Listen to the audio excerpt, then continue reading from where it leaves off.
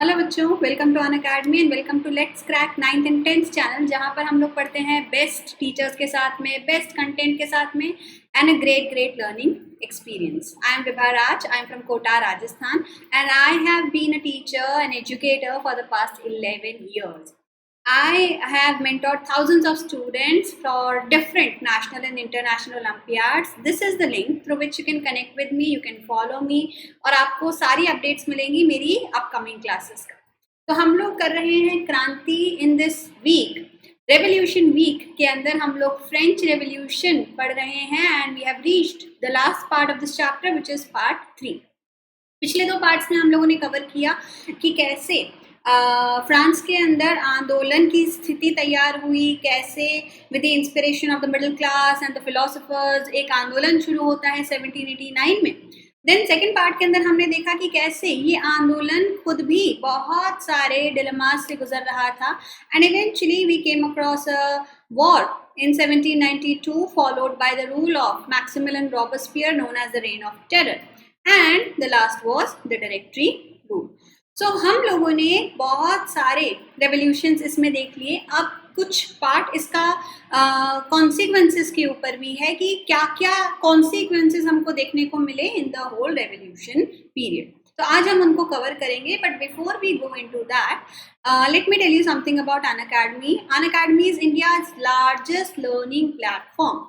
It is something which will provide you with a complete package of education, a complete package of knowledge filled with best teachers, best content, and a best delivery of lectures. The quality of the content is relatively very high, and you will definitely find them above and beyond in comparison to many other online platforms that we have as an option. कौन कौन से benefits है इसको हम एक एक करके देखते हैं. सबसे पहला है daily live classes. Daily live classes से मतलब है बच्चों की जैसे हम लोग क्लासरूम के अंदर इंटरेक्शन करते हैं, बात करते हैं टीचर से, no we have discussions and we have debates and we have our doubt clearances with our teacher. वो बिल्कुल आपको यहाँ पर सब कुछ मिलता है. That means you will feel like you're in a real classroom and you can also answer polls all while the class is going on. हम लोग रेगुलर क्लासरूम में भी as teachers we communicate with kids and we ask many questions during the class. So you can also answer those questions with the help of poll. Second, our live test and quizzes. हम लोग schools के अंदर भी देखते हैं कि कैसे हम लोग कुछ टाइम पढ़ाई करते हैं और उसके बाद then there is a unit test which allows you to check your knowledge. वैसे ही यहाँ पर भी within a course you find that there are tests at a periodic duration ताकि आप अपनी preparation को analyze कर सकें. You get a structured course, मतलब आपको अपने कोर्स के अंदर जो भी चीज़ें ज़रूरी हैं उसको वो सारी आपको एक कॉम्पैक्ट फॉर्मेट में मिल जाती हैं, चाहे वो आपके क्लासेस हो, पूरा आपका सिलेबस हो, आपके डाउट क्लासेस हो या फिर आपके टेस्ट हो. हर चीज़ आपको एक कॉम्पैक्ट फॉर्मेट में मिल रही है, एक स्ट्रक्चर्ड फॉर्मेट में मिल रही है. मतलब आपको अब किसी और चीज़ की ज़रूरत नहीं बचेगी. And the best thing of all, unlimited access. Unlimited शब्द सबको अच्छा लगता है. एंड एक बार आप हमसे जुड़ गए, यार you are a subscribe student, that means you get an unlimited access to all the classes, चाहे वो प्रीवियस क्लासेस हो, चाहे वो करंट रनिंग क्लासेस हो. तो इतने सारे बेनिफिट्स आपको मिल ही रहे हैं अनअकैडमी के ऊपर. And in addition to all those benefits there is one more benefit that I would like to present to you, which is free live classes. Free, obviously it's a nice word. So free live classes is what you get once you have downloaded the Unacademy learning app. जैसे ही आप Unacademy learning app download करते हैं, आप अपनी class choose करते हैं, कौन से कोर्स में आप इंटरेस्टेड हैं, वैसे ही you have an access to free live classes which are called special classes. ये फ्री ऑफ कॉस्ट होती हैं, मतलब even before you are a subscribed member आपको एक आइडिया लगता है थ्रू द स्पेशल क्लासेस, और इतने फन तरीके से, इतने इनोवेटिव तरीके से यहाँ पे एजुकेटर्स पढ़ाते हैं that you will definitely fall in love with Unacademy. आपको इतने बेहतरीन एजुकेटर्स के साथ में पढ़ने का मौका मिलता है.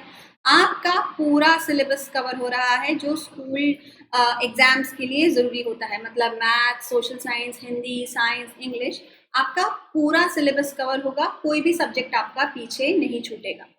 So with all these benefits, let me tell you the process through which you can connect with us. It's an easy one. आपको अपने फ़ोन के प्ले स्टोर में जाना है और अनअकैडमी लर्निंग ऐप जो है इसको आपको डाउनलोड करना है. वंस यू डू दैट, तो यहाँ पर आपको CBSE चूज करना है और CBSE कैटेगरी में you have to pick up your class.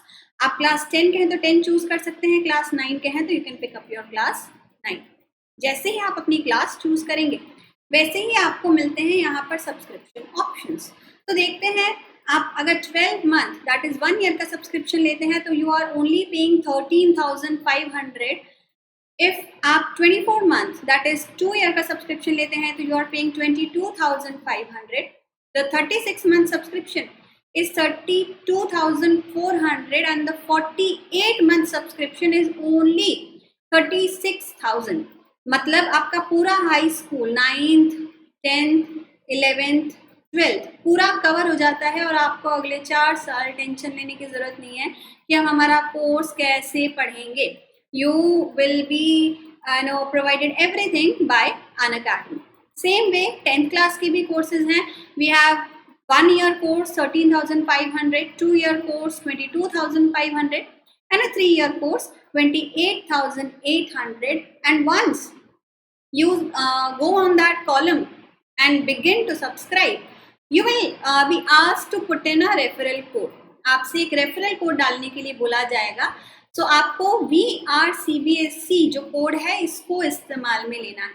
ठीक है बच्चों, VRCBSE जो कोड है जैसे ही आप इसको इस्तेमाल में लेंगे तो आपका जो अमाउंट है वो इंस्टेंटली 10% रिड्यूस हो जाएगा. ये जो प्राइसेस आप देख रहे हैं यहाँ पे ये सारे रिड्यूस्ड वाले प्राइसेस हैं. Originally like I'll give you an example, it is 15,000 but with 10% discount आपको यहाँ पे 13,500 ही पे करना है. आपको 4 ईयर कोर्स के अंदर 40,000 की बजाय सिर्फ 36,000 ही पे करना है. 3 ईयर कोर्स के अंदर 32,000 की बजाय सिर्फ 28,000 ही पे करना है.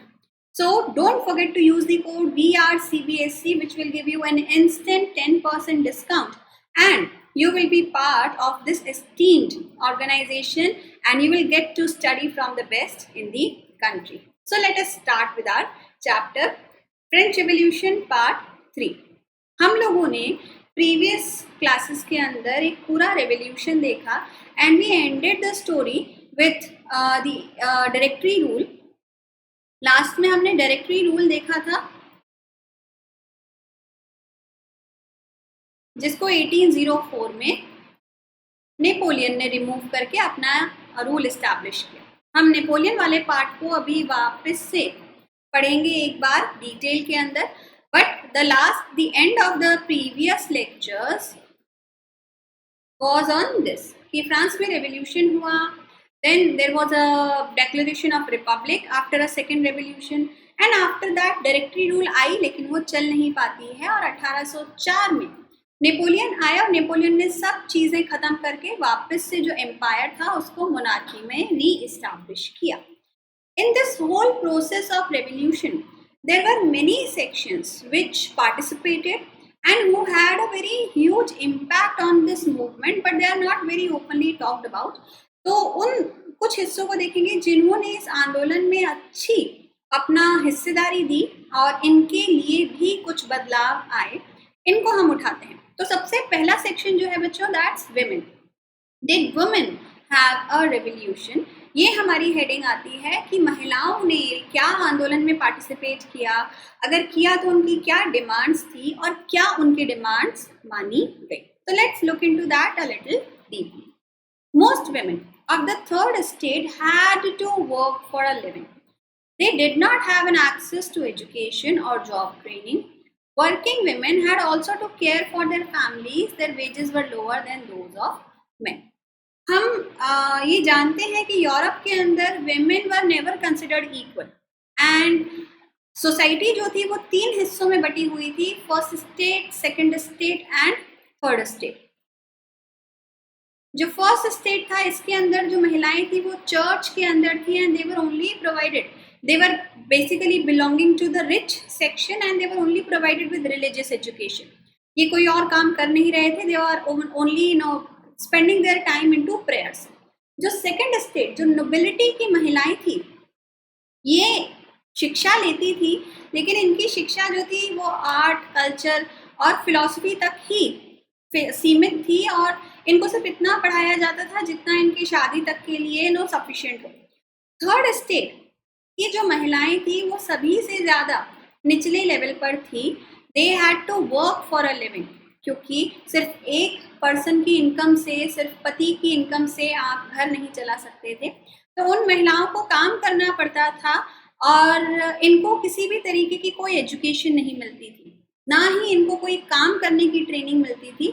तो बेसिकली मेड्स का काम करती थी, सीमस्ट्रेस का काम करते थे, मैच बॉक्सेस बनाते थे, पर्सनल सर्वेंट्स का काम किया करते थे, वॉशर वुमेन होती थी ये। तो ये बहुत निचले दर्जे का काम करती थी, और घर का काम भी इन्हीं की जिम्मेदारी थी, बाहर का काम भी इनकी जिम्मेदारी में था, और घर की देखभाल भी इन्हीं की जिम्मेदारी में आती थी।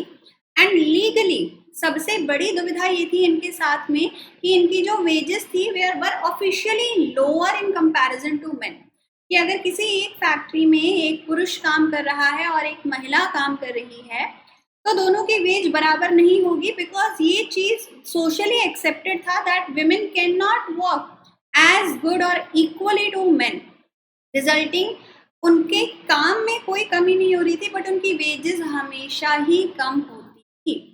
Now, in order to discuss and voice their interest, women started their own political clubs and newspapers. हम लोगों ने देखा था that 91-92 जब जो राजा था लुई द 16 उसके साथ में वॉर चल रहा था, और the main were engaged in war, उस टाइम पर काफ़ी सारे क्लब्स डेवलप हुए थे, and the Jacobins club, the popular one was one of them. And इस टाइम पर बहुत सारे फीमेल विमेन क्लब भी डेवलप होते हैं, और उन्होंने अपने न्यूज़पेपर्स निकाले, और उन्होंने तकरीबन 60 विमेन्स क्लब जो थे उनको क्रिएट किया इन डिफरेंट सिटीज़। एंड उनकी मेन डिमांड थी कि हमें भी पॉलिटिकली वो ही अधिकार मिले जो पुरुषों को मिलते हैं, that is in simple words the right to vote. लेकिन ये बहुत दूर का सपना था जो वो जानती थी कि आसानी से पूरा नहीं होने वाला है। In the early years the revolutionary government did introduce laws that helped to improve the lives of women. शुरू में जब 1789 में आंदोलन हुआ and the national assembly came into existence, they did make some changes which made the lives of women a little easier. जैसे उनके लिए सरकारी स्कूल बनाने शुरू किए गए जहाँ पर अब उनको शिक्षा मिल पा रही थी। उनके लिए स्कूलिंग कंपलसरी कर दिया गया, मतलब बच्चों को, लड़कियों को आपको कंपलसरीली स्कूल में भेजना ही था, तो पेरेंट्स एग्जेम्प्ट नहीं कर सकते थे। could no longer be forced to get into marriage against their will. पहले यहाँ पर अरेंज्ड मैरिजेस का कॉन्सेप्ट होता था, और काफ़ी फैमिलीज जो थी वो अपने घर की बेटियों को फोर्स करती थी to get into a arranged marriage. अब इस चीज़ को भी लीगली ख़त्म कर दिया गया था कि आप ये नहीं कर सकते हैं। Divorce could be applied for by both men and women. इसके पहले तक कानून ये था कि अगर कोई शादी से खुश नहीं है तो डिवोर्स की एप्लीकेशन सिर्फ मेन डाल सकते थे, वुमेन नहीं डाल सकती थी। अब डिवोर्स की एप्लीकेशन वुमेन भी डाल सकती थी, मतलब वो अगर किसी शादी में खुश नहीं थी तो they can also walk out. Women could now train for jobs, could become artist और रन स्मॉल बिजनेसेस। अब उन्हें जॉब ट्रेनिंग की भी परमिशन मिली थी, जिससे वो खुद के छोटे मोटे बिजनेसेस जो थे उनको स्टार्ट कर सकती थी। All these changes, they definitely made the lives of women a little easier. But in spite of all these revolutions, महिलाओं को equal voting right मिलने के लिए अभी और इंतजार करना था। During the reign of terror, the new government issued laws ordering closure of women's clubs and banning their political activity. We see कि मैक्सिमिलियन रॉबेस्पियर जो था वो वैसे तो डेमोक्रेसी का बहुत बड़ा वक्ता था। वो ये कहता था कि नहीं, डेमोक्रेसी होनी चाहिए, डेमोक्रेसी से मतलब equal rights for all main. वो मेन को बराबर रखना चाहता था, लेकिन वो भी काफी स्टबर्नली ये मानता था that women can not be equal to men. और उसने अपने 1 साल के टेन्योर में सारे जितने भी विमेन्स क्लब थे उनको बंद करवाया और महिलाओं को जो अधिकार दिए गए थे वो खत्म करवा दिए थे उसने पूरी तरीके से, और उनके पॉलिटिकल एक्टिविटीज को बिल्कुल बंद करवा दिया था। आफ्टर दैट डायरेक्टरी रूल आया, एंड डायरेक्टरी रूल जो था उसने भी इसी चीज को कंटिन्यूएशन में रखा। The fight for the vote was carried out through an international suffrage movement during the late 19th and early 20th centuries. हम देखते हैं कि जब यूएस में और यूरोप के बाकी देशों में विमेन वोटिंग राइट्स के लिए आंदोलन शुरू हुए, जिन्हें हम इंटरनेशनल सफराज मूवमेंट्स कहते हैं, तब जाके इन महिलाओं ने भी इन आंदोलनों में पार्टिसिपेट किया। और इसके बाद हम देखते हैं that after like almost 200 years after the French revolution 1946 में जाके महिलाओं को बराबरी के अधिकार मिले हैं officially constitutionally in France. Now if we compare this with countries like India, Bharat में ऐसा कुछ भी नहीं था। भारत काफी प्रोग्रेसिव रहा हमेशा से, और भारत में महिलाओं को बराबरी का पॉलिटिकल अधिकार देना वाज कंसिडर्ड असेंशियल, बिकॉज हम देखते हैं 1947 में हमारी आज़ादी होती है, 1950 में हमारा कॉन्स्टिट्यूशन बनके तैयार हुआ, and right from that moment women had equal political and all other kinds of rights like with respect to men. तो भारत में कभी भी महिलाओं को ऐसे झगड़ा नहीं करना पड़ा, आंदोलन नहीं करना पड़ा। And in countries, the so-called Western and more developed countries like France and America, in these countries, women had to struggle immensely to get those equal voting rights. So eventually 1946 के अंदर फ्रांस के अंदर महिलाओं को voting का अधिकार मिलता है। तो हमने समाज के एक सेक्शन को तो आज़ाद किया। अब दूसरा सेक्शन आता है स्लेव्स का। हम जानते हैं कि यूरोप ने स्लेवरी शुरू की, और स्लेव्स इनको चाहिए थे अपने यहाँ पर एज अ लेबर काम करने के लिए। यूरोप में in the 17th and 18th century एक स्प्री शुरू हुआ था which was called imperialism. Imperialism से मतलब है कि they used to just lead expeditions, ये अपने देशों से बाहर निकलते थे, and they used to go out in search of new lands. New lands मतलब ऐसी जगह जो अभी तक किसी ने डिस्कवर नहीं की है, या जहाँ पर कोई और यूरोपियन देश नहीं आया है। ये सारी जगह इनके लिए क्या थी? New lands. इस नई जगह पर आके ये अपने एम्पायर को एक्सपैंड करते थे। लाइक फॉर एग्जाम्पल ब्रिटिश जो थे, उन्होंने जब ऑस्ट्रेलिया के लैंड के ऊपर आकर कब्जा किया, तब वहाँ पर कुछ बहुत ही थोड़े से ट्राइबल्स रहा करते थे जिन्हें एबोरिजिनल्स कहा जाता था। For the British people this was a new vacant land, जिसको हम ब्रिटेन के एक्सटेंशन के तौर पे देख सकते थे। तो they extended their empire to imperialism and they implemented all the laws and criterias जो ब्रिटेन में लागू हो रहे थे। अब इन जगहों पर, जैसे हम ऑस्ट्रेलिया की बात करते हैं, जैसे हम भारत की बात करते हैं, जैसे हम साउथ अमेरिका की बात करते हैं, अफ्रीका की बात करते हैं, इन सारी जगहों पर जहाँ पर इन यूरोप की ताकतों ने कब्जा किया, इन सारी जगहों पर इन्होंने अपने व्यापार को बढ़ाने के लिए एग्रीकल्चर करना शुरू किया, फॉरेस्ट से वुड कंज्यूम करना शुरू किया, मिनरल्स एक्सट्रैक्ट करने शुरू किए। इन सारे कामों के लिए इनको चाहिए थी लेबर, और ये जो लेबर थी इसको ये यूरोप से लाने का इकोनॉमिक बर्डन नहीं बेयर कर पा रहे थे। पहली बात, आप किसी यूरोप के बंदे को अगर अफ्रीका भेजोगे तो वो विलिंग ही नहीं होगा जाने के लिए इतनी दूर। अगर जाएगा भी तो वो डेफिनेटली बहुत एक्सपेंसिव होगा, राइट। तो in spite of doing this, हम क्या करें, क्यों ना अफ्रीका से कुछ लोगों को अपने कब्जे में ले लें, उनको स्लेव्स बना लें, एंड देन उनसे निल रेट्स के ऊपर, इनफैक्ट फ्री के अंदर काम कराएं। इस प्रोसेस के थ्रू स्लेवरी शुरू होती है. So slavery was rampant in the European colonies of the Caribbean and the Americas. Caribbean island, North or South America. We have the North America, South America. We had Europe and Africa.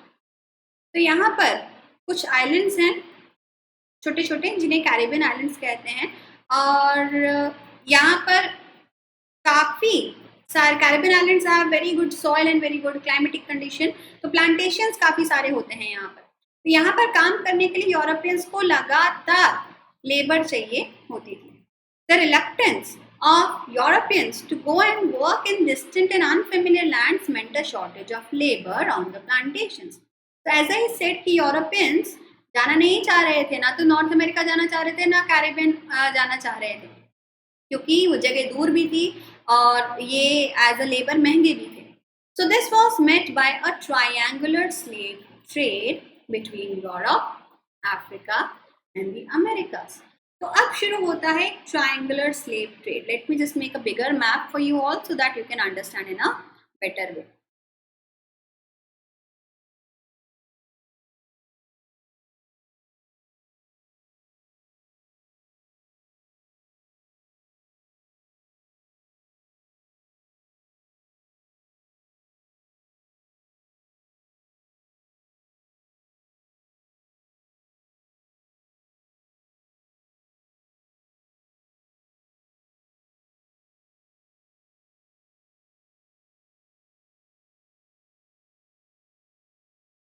So we had Europe, we had Africa, the Atlantic Ocean, North America, South America, and these the Caribbean islands. ठीक है. तो यहाँ से आपको plantations में काम करने के लिए, अमेरिका में प्लांटेशंस में काम करने के लिए, इन सारी जगहों पे प्लांटेशन में काम करने के लिए आपको चाहिए लोग. तो क्या किया जाता था, यूरोप से जहाज चलते थे और ये पहुंचते थे अफ्रीका. अफ्रीका जिसको केक की तरह यूरोपियंस ने बांटा हुआ था अपने आपस में. यहाँ पर बहुत सारी ट्राइबल्स थी and these people were so innocent कि उन्हें पता भी नहीं चलता था कि उनको खरीदा जा रहा है और बेचा जा रहा है. तो यहाँ पे स्लेवरी एक ट्रेड था. यहाँ से बहुत सारे लोगों को खरीदा जाता था और जहाज़ों में भर के इन्हें देन सेंड किया जाता था to the Caribbean, South America, North America to work as labourers in different kind of activities. तो एक ट्रायंगुलर स्लेव ट्रेड शुरू होता है यूरोप से अफ्रीका, अफ्रीका से कैरिबियन का. So this was met by a triangular slave trade between Europe, Africa and the Americas. Americas से मतलब North America and South America. French merchants sailed from the ports of Bordeaux and Nantes to the African coast. Bordeaux and Nantes France के अंदर हैं. यहाँ से चला जाता था to the African coast, where they bought slaves from local chieftains, branded and shackled the slaves. Branded मतलब एक सील की तरीके से लोहे का गरम एक सील बनाई जाती थी, उसको गरम किया जाता था और जो स्लेव्स थे उनके शरीर पर वो गरम लोहे को दाग दिया जाता था ताकि ब्रांडिंग हो जाए कि ये स्लेव हमारा है. तो इतना इनह्यूमनली ट्रीट किया जाता था. फिर उन्हें चेन्स में बांध के जहाज़ों में गाय बकरी की तरह भर के भेजा जाता था to a 3 month long voyage.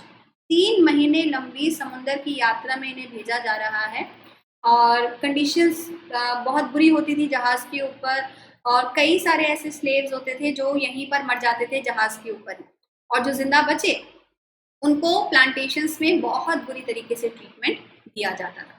The National Assembly held long debates about whether the rights of man should be extended to all the French subjects, including those in the colonies. हमने देखा था कि जब फ्रेंच रेवोल्यूशन हुआ तो 1791 में along with the constitution the declaration of rights end of main and citizen introduce किया गया था, जिसमें कानून के आगे सभी आदमियों को बराबर रखा गया था. कोई स्टेट डिफरेंस जो था वो नहीं रखा गया. तो काफ़ी डिबेट्स होती है नेशनल असेंबली के अंदर दैट क्योंकि हमने ये कानून बनाया है एंड क्योंकि ये जो स्लेव्स हैं अब टेक्निकली हमारे लोग हैं, क्योंकि हमारे अंडर ये काम कर रहे हैं, तो क्या जो आज़ादी हमें मिल रही है वो हमें इन स्लेव्स को भी देनी चाहिए। But it did not pass any laws. क्यों? fearing opposition from businessmen whose incomes depended on the slave trade। हम लोगों ने ये देखा था कि नेशनल असेंबली के अंदर एक्टिव वोटर्स कौन थे? एक्टिव वोटर्स या जो डिसीजन मेकर्स थे ये वो लोग थे जो अमीर थे और जो 3 दिन की वेजेस के बराबर टैक्स दे रहे थे। डेफिनेटली यही वो लोग थे जो ट्रेड कर रहे थे एंड इनके ट्रेड सारे किस पर डिपेंडेंट थे? स्लेव्स पर डिपेंडेंट थे। तो ये लोग रिस्क नहीं ले सकते थे और अपना लॉस कराने के लिए इनको बराबर का अधिकार बिल्कुल भी नहीं देना चाहते थे। तो डिस्कशन होते रहे बट इसका कभी भी कोई कंक्लूजन नहीं निकला। It was finally the convention which in 1794 legislated to free all slaves in the French overseas possession। हमने देखा फिर कन्वेंशन का रूल आता है 1793-94 में अंडर मैक्सिमिलियन रॉबेस्पियर, बट जिन्होंने सभी को बराबरी के अधिकार दिए और उन्होंने स्लेवरी खत्म करने की बात कही। बट अनफॉर्चुनेटली रॉबेस्पियर का जो रूल था, कन्वेंशन का जो रूल था, वो 1793 to 94 तक ही रहा और उसके बाद डायरेक्टरी रूल आ जाता है जो वापस से स्लेवरी को रीइंस्टेट कर देते हैं। ठीक है। This, however, turned out to be a short-term measure. 10 years later, Napoleon reintroduced slavery। 10 साल बाद मतलब 1804 में जब नेपोलियन आए तो नेपोलियन ने वापस से सारा सिस्टम एब्सोल्यूट मोनार्की में लगा दिया एंड स्लेवरी को वापस से चालू कर दिया। तो आंदोलन के टाइम पे जो थोड़ी बहुत उम्मीद थी स्लेव्स को वो पूरी तरीके से खत्म हो गई। Slavery was finally abolished in French colonies इन 1848। मतलब यहाँ पर भी हम देखेंगे ऑलमोस्ट इनको 100 years लग गए अपने देश में स्लेवरी को रिमूव करने में और जो डिस्क्रिमिनेशन था उसको ख़त्म करने में। तो हमने देखा कि जो जो रेवोल्यूशंस चले उस पूरे रेवोल्यूशन के बीच में महिलाओं ने अपने आंदोलन को कंटिन्यूशन में लिया और स्लेव्स ने भी अपने लिए आंदोलन क्रिएट किया and at the end of the whole story they did achieve what they were demanding for. The legacy of the French revolution. Legacy से मतलब है बच्चों की अगर हम लॉजिकली देखें तो French revolution was a failure. क्यों? क्योंकि 1789 में ये शुरू हुआ एंड 1804 में नेपोलियन के आते से ही ये पूरा आंदोलन खत्म मान लिया जाएगा क्योंकि वापस से मोनार्की आ जाती है। तो फिर हम फ्रेंच रेवोल्यूशन को क्यों पढ़ते हैं? फिर हमने इतना इसका डिटेल्स क्यों लिया? ये इसलिए लिया गया क्योंकि फ्रेंच रेवोल्यूशन की एक लेगेसी थी। लेगेसी से मतलब है उसकी इतनी शिक्षा थी। पहली बार जो यूरोप में हो रहा था कि कैसे जनता ने आंदोलन किया और कैसे पहली बार they did not just successfully remove the king, they created a government which was run by the people. There were rights for the people and people felt like a citizen for the first time। उसके पहले तक वो सिर्फ एक प्रजा की तरह थे। प्रजा जो राजा के हाँ बोलने पर हाँ बोलेगी, ना बोलने पर ना बोलेगी। So what were the effects on France and how the world learned from it? The French Revolution put an end to the arbitrary rule in France and paved the way for establishment for a republic there। हमने देखा 1792 में यहाँ पर Republic घोषित हो जाता है। The special privileges of the high order were abolished and led to the regeneration of France on the basis of social equality। हमने ये भी देखा कि फ्रांस में जो स्टेट डिफरेंस था वो खत्म हुआ, सभी को बराबरी का मौका मिलता है एंड एक सोशल इक्वालिटी जनरेट होती है। The declaration of the rights of man granted freedom and individual liberty to all without any distinction of class or creed. सभी को बराबरी का मौका, आज़ादी एंड इंडिविजुअल लिबर्टी मिली जो इसके पहले कभी भी नहीं हुआ था. The Napoleonic Code introduced a uniform system of law for France and made it quite clear and simple. Napoleon जब 1804 में आए तो नेपोलियन को भी ये जो बदलाव थी अच्छी लगी और इसमें से काफ़ी सारी चीज़ें नेपोलियन ने कंटिन्यू की थी. नेपोलियन ने यूनिफॉर्म लॉ कंटिन्यूशन में रखा और काफ़ी सिंपली उसने इम्प्लीमेंट किया कि सेम क्राइम का सेम सज़ा मिलेगी, every individual is same in the eyes of the law. तो फ्रांस ने अपने आप में इस लेगेसी को जनरेट किया एंड फ्रांस की इस लेगेसी को बाकी यूरोप ने सीखा. क्या सीखा? मेनली 3 टीचिंग्स आती हैं, लिबर्टी, इक्वालिटी एंड फ्रेटर्निटी. ये 3 नए शब्द जो फ्रेंच रेवोल्यूशन का नारा था इंट्रोड्यूस होते हैं. Let's start with equality. The French revolution had a great influence on Europe. Equality was one of the main principles of French Revolution. It implied the equality of all before law and abolition of privileges enjoyed by the upper order in the society. हमने पूरे Europe के इतिहास में यही देखा है कि जो अपर क्लास था वो बहुत सारे प्रिविलेजेस एंजॉय करता था, जबकि जो लोअर क्लास है उसको कभी भी कोई बेनिफिट नहीं मिला. लेकिन ये पहली बार था जब आपने सारे प्रिविलेजेस अबॉलिश कर दिए हैं एंड कानून की नज़र में सब चीज़ें आपके लिए बराबर हो गई हैं. Liberty. Revolutionary idea of liberty was hailed all over Europe. It implied social, political and religious freedom. Social से मतलब है अब समाज में महिलाएं अपनी मर्जी से डिसीजंस ले सकती थी. समाज में फर्स्ट, सेकंड और थर्ड स्टेट का डिफरेंस जो था वो कम हो गया था. अब कोई भी पढ़ लिख सकता था और आगे बढ़ सकता था. सेम कानून सभी पर इम्प्लीमेंटेड था. पॉलिटिकल इक्वालिटी का मतलब है कि all men, although women had to wait a very long time, but men were given an equal voting right जिसका उनको डेफिनेटली फायदा मिला. रिलीजियस फ्रीडम एक बहुत बड़ी चीज़ थी कि चर्च अब आपको ओवर पावर नहीं कर सकता, चर्च आप पे अननेसेसरी टैक्सेस नहीं लगा सकता, और अगर चर्च कोई क्राइम करता है तो उनको भी सज़ा मिलेगी. The declaration of rights of man made people understand the importance of personal liberty and rights. Personal liberty के बारे में लोगों ने सीखा कि हाँ हमें भी उतनी ही आज़ादी है जितनी फर्स्ट और सेकंड स्टेट को है. और ये पहली बार हो रहा था फ्रांस में कि लोगों को ये महसूस करने को मिल रहा था that now we will not be blamed for everything and we will not have to suffer. We can be as free as anybody else. Then sovereignty. Sovereignty means that head of the nation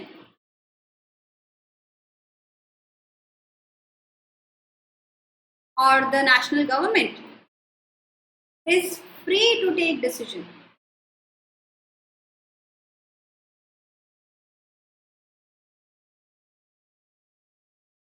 मतलब अब आपको किसी की भी सुनने की ज़रूरत नहीं है. अगर कोई बाहर से आपको कमांड कर रहा है तो you are not bound to follow it. You are a sovereign country and you can take your own decisions without any obligation from outside. The French Revolution emphasized the fact that sovereignty resides in the general public and law should be based on the will of the people. कानून वो बनना चाहिए जो लोग खुद decide करें, लोग खुद डिसीजन लें, and it infused the spirit of nationalism and patriotism in the people. Being sovereign gives you a self-confidence, gives you a sense of belongingness to your nation, that yes, we are responsible for our country, and that made the country more patriotic, more united in every way possible. So equality, liberty and sovereignty हम देखते हैं. The term fraternity here means brotherhood.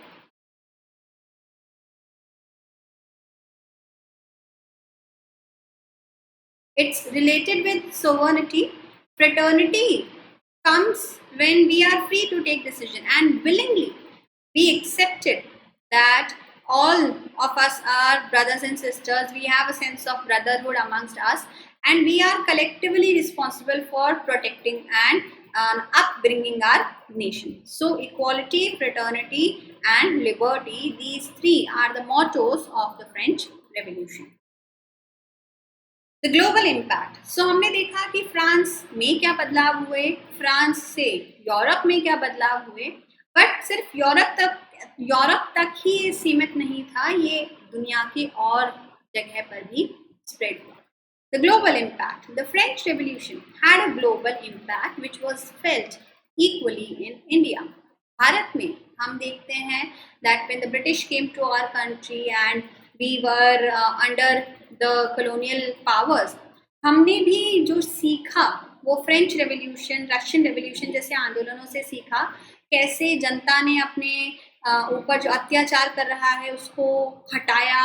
They created a revolution and they successfully removed their oppressor. So this was a lesson that was even learned and was inspiring people in India. The UN Charter of Human Rights also embodies the principles of the revolution as laid down in the Declaration of Rights of Man and Citizen. In fact, 1945 में United Nations का declaration आता है human rights का, उसमें भी इसी से inspired rights आपको देखने को मिलेंगे. So you can see that why French Revolution is so important, how the world learned from it. अब इस स्टोरी लाइन का एक्चुअली एंड होगा पूरे इन 1804. 1804 में हमने देखा था that Napoleon Bonaparte, who was an Italian army commander,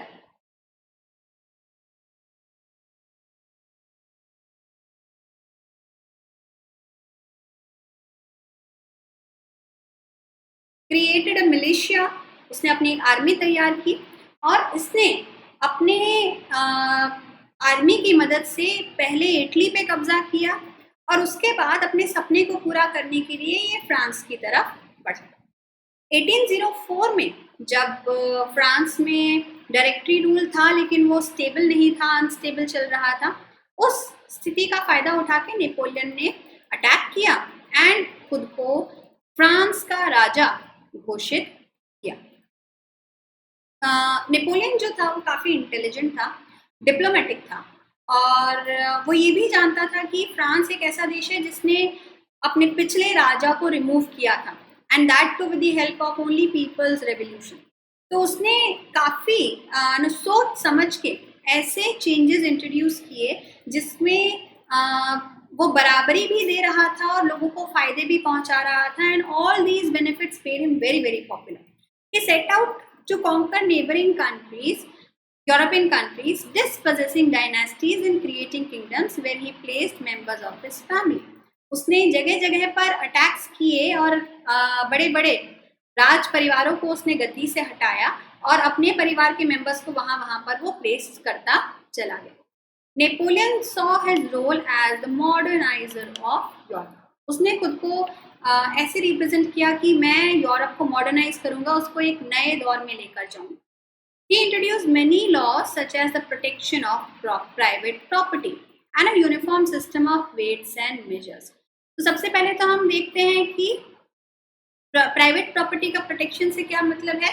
उसने ये कहा कि पहले ड्यूक्स हुआ करते थे, लॉर्ड्स हुआ करते थे, वो क्या करते थे, वो राजा की तरफ से अपॉइंटेड होते थे किसी एक एरिया से जमींदारी कलेक्ट करने के लिए, मतलब इनडायरेक्टली वो उस पोर्शन के राजा हुआ करते थे.